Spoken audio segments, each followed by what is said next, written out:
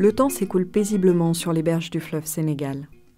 Long de 1790 km, il arrose 4 États d'Afrique de l'Ouest, parmi lesquels la Mauritanie et le Sénégal, tout en servant de frontière entre ces deux pays. C'est sur ces rives que, suite à la signature du 12 novembre 2007 d'un accord tripartite entre l'État mauritanien, la République du Sénégal et le Haut-Commissariat aux réfugiés des Nations Unies, a débuté une vaste opération de rapatriement qui, en 3 ans, a permis le retour de plus de 20 000 réfugiés mauritaniens en provenance du Sénégal. Le lancement des mouvements de rapatriement a été effectif le 29 janvier 2008 avec l'organisation d'un premier convoi de 103 personnes dans la wilaya du Trarza. Depuis lors, 84 autres mouvements de rapatriement ont été organisés dans les 5 régions du sud de la Mauritanie, le Trarza, le Brakna, le Gorgol, le Guidimaha et la Saba. Pour mieux comprendre l'histoire de ces hommes et de ces femmes qui, après 20 années d'exil, ont volontairement décidé de prendre le chemin du retour, ainsi que les enjeux de leur réintégration dans leur pays d'origine, je vous invite à nous suivre dans l'organisation d'un mouvement de rapatriement. Mardi 30 novembre 2010, 7h30 du matin, les agents du HCR Mauritanie, des autorités mauritaniennes et de l'Agence nationale pour l'accueil et l'insertion des réfugiés, ANER, sont en poste sur la rive mauritanienne, prêts à recevoir le 85e convoi organisé depuis le début de l'opération. Plusieurs membres de cette délégation prennent la pirogue pour aller accueillir le convoi côté Sénégal et assurer le relais avec les équipes du HCR Sénégal. C'est la première traversée d'une longue journée qui ne fait que commencer. Il est 8 heures lorsque les rapatriés arrivent par camion côté Sénégal. Pour faciliter le regroupement des familles candidates au retour, le HCR Sénégal et son partenaire OFADEC ont installé un site de transit proche du point de traversée. La plupart des rapatriés y ont passé la nuit avant de monter dans les camions, direction la Mauritanie. Dans cette région, le passage de la frontière s'effectue par pirogue motorisée. Les rapatriés emportent avec eux quelques bagages à main, dans lesquels sont entassés les souvenirs de leur vie au Sénégal. Nous percevons sur leur visage des sentiments de joie, mêlés d'inquiétude, car c'est à cet endroit précis qu'ils quittent définitivement leur statut de réfugiés, pour redevenir les citoyens d'un pays qu'ils ont quitté voilà près de 20 ans, et que certains d'entre eux n'ont connu qu'à travers les récits de leurs aïeux. C'est le cas de cette famille, dont le père, Mamadou Abdoulaye Ba, est parti de Mauritanie en 1989 et dont les enfants sont nés au Sénégal.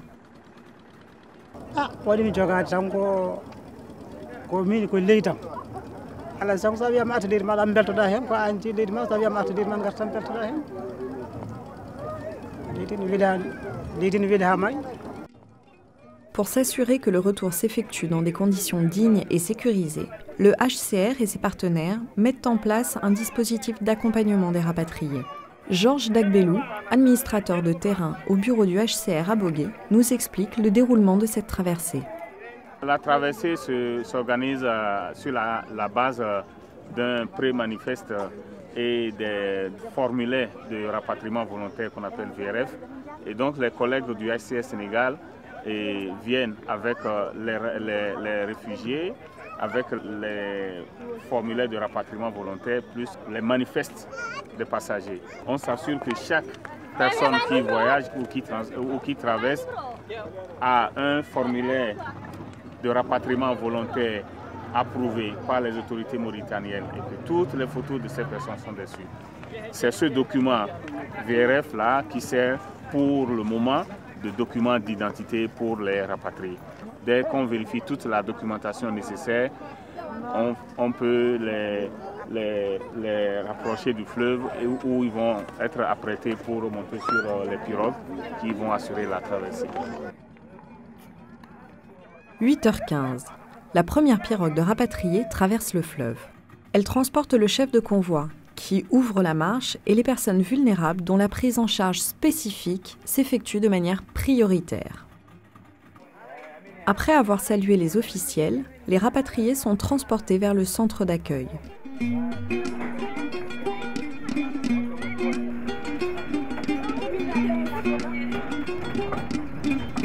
Une fois sur place, ils sont pris en charge par des agents de l'ANER qui les guident dans leur démarche et répondent à leurs questions. Les années 2008 et 2009, c'était la HCR qui avait pris en charge cette étape d'accueil des rapatriés en juillet 2010, l'ANER a commencé à prendre un rôle important au niveau de l'accueil des convois qui sont en cours. En effet, l'ANER prend en charge tout ce qui est transport, tout ce qui est accueil et installation des familles dans les villages de retour. Les rapatriés vont passer une partie de la journée dans le centre d'accueil pour effectuer leurs démarches administratives d'enregistrement auprès des services d'état civil, des services de police et de l'éducation nationale. Ils passent ensuite un contrôle médical et perçoivent une assistance financière attribuée par Intersos, le partenaire du HCR dans cette opération. Ces étapes sont importantes car elles consacrent la reconnaissance de leur identité et de leur citoyenneté en vue du recouvrement de leurs droits. دور الحالة المدنية هو إحصاء كل العائدين في الأفواج المتتالية، وبعد عملية الإحصاء يتم تخزين هذه المعلومات ومن خلالها تنجز عقود الميلاد. يعني ما في فرق بين عائد وموريتاني، عنده أوراق موريتانية نفس حقوق المواطن الآخر.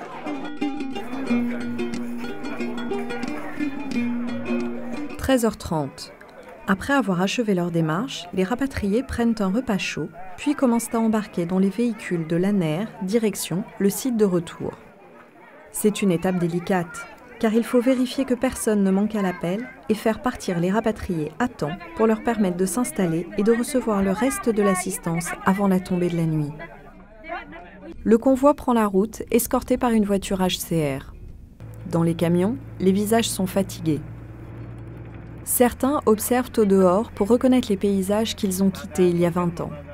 D'autres découvrent ce nouveau décor, qui, bien que ressemblant à celui laissé de l'autre côté de la rive au Sénégal, leur est totalement inconnu. Le convoi arrive dans le site de retour de Oudalaye, situé à moins de 10 km de la capitale départementale, Bogué. À la descente des camions, les rapatriés découvrent l'endroit où ils vont reconstruire leur vie et laissent éclater leurs émotions. Pour leur installation, l'ANER a mis en place des tentes traditionnelles mauritaniennes, khaïma, qui leur serviront d'abri temporaire en attendant l'attribution de kits de construction. Dans le courant de la journée, les habitants de Oudalaye viennent à la rencontre des rapatriés pour leur souhaiter la bienvenue et célébrer les retrouvailles.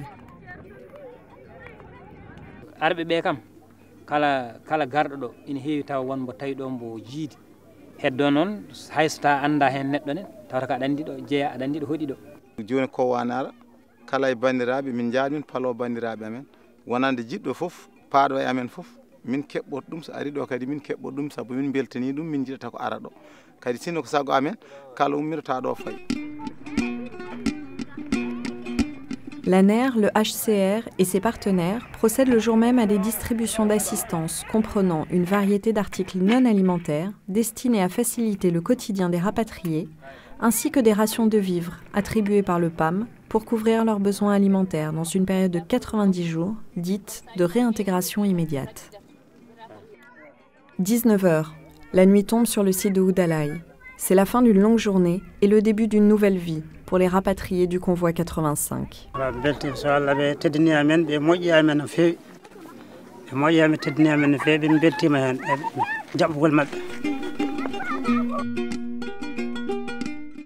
Mercredi 1er décembre 2010. Le jour se lève à peine sur le site de Oudalaye et déjà, les villageois s'affairent à leurs activités quotidiennes. Les hommes s'occupent du bétail, les femmes font la cuisine et les enfants partent à l'école. Les rapatriés ont passé leur première nuit dans leur site de retour. Aujourd'hui, ils entament un long processus de réintégration, avec le soutien de tous les acteurs investis dans la mise en œuvre de cette opération, à commencer par eux-mêmes. La réintégration est un processus qui vise à rétablir les réfugiés dans leurs droits et à les rendre autosuffisants pour les permettre de vivre dans les sites de retour, dans la dignité et dans la sécurité.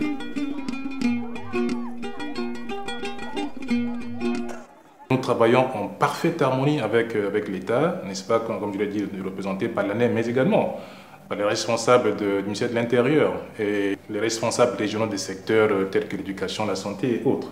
Mais on met en exergue, c'est important de le dire, l'État. L'État doit s'approprier tout ce que nous faisons, n'est-ce pas, pour que lorsque nous devons nous retirer, en tout cas, la suite se passe plus aisément possible.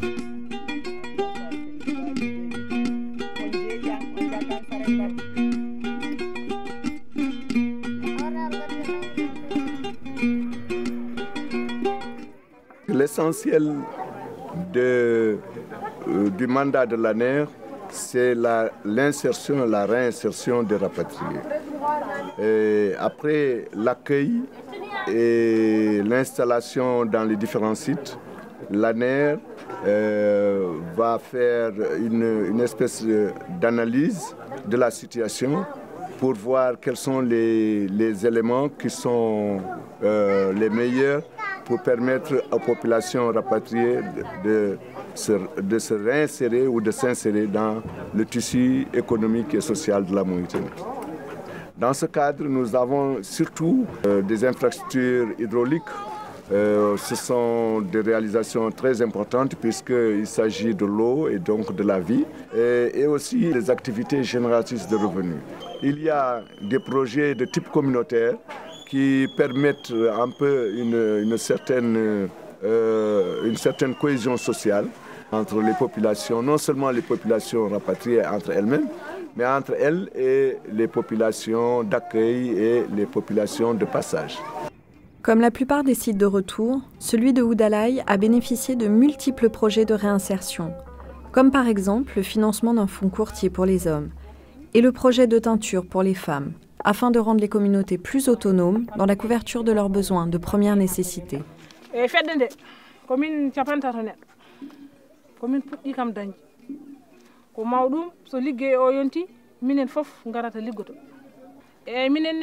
Commune dariɓe kam komin jiɗɗi liggade sabu ko min liggoto hen ko ina waɗani min gartam aɗa faami ina waɗani min gartam sabu boru o koɓe dokki min hen ko ne wawi taw min ngala doole sodde ɗum jeeygo no waɗi gartam muɗum ko aɗa wawi sodde joni dammuhol jeeya dammol ngol daña hen joni coggo kilo ma ɗiɗi sukar walla kilo ma tati sukar walla daña ko coɗɗa mburu.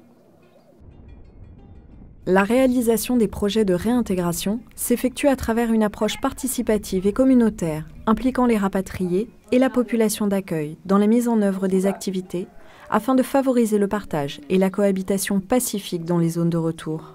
Cette cohésion sociale, parfois si difficile à atteindre, est particulièrement forte dans le site de retour de Sénoukouna, dans lequel villageois, rapatriés, hommes et femmes travaillent main dans la main pour se construire un avenir commun. Min mbaɗi ɗo e nder koyam hayso guiɗo cukalel ene wawi fiindu golle amen fof hayso goto men ala ono wawi lomtade min garta ɗo ko ne weeli min ha ɓuuri ko ɓurno welde min komin jano ko ni bon kala ko min mbawi mamin mbaɗ kala ko min mbawi min mbaɗa ha aduna fo yi min garta nder leydi amen. L'avenir, avec ses espoirs et ses doutes, ceux de toute une communauté qui, après 20 années d'exil, a fait le choix de rentrer au pays et dont le processus de réintégration prendra plusieurs années. Elle constitue un enjeu majeur qui passe nécessairement par la réconciliation et l'unité nationale, condition sine qua non pour consolider la paix, la stabilité et poser les bases d'un développement durable. En effet, à travers cette opération, ce ne sont pas seulement les rapatriés, mais toutes les composantes d'une même nation qui tentent aujourd'hui de tourner une page sombre de leur histoire récente pour pouvoir enfin regarder ensemble vers l'avenir.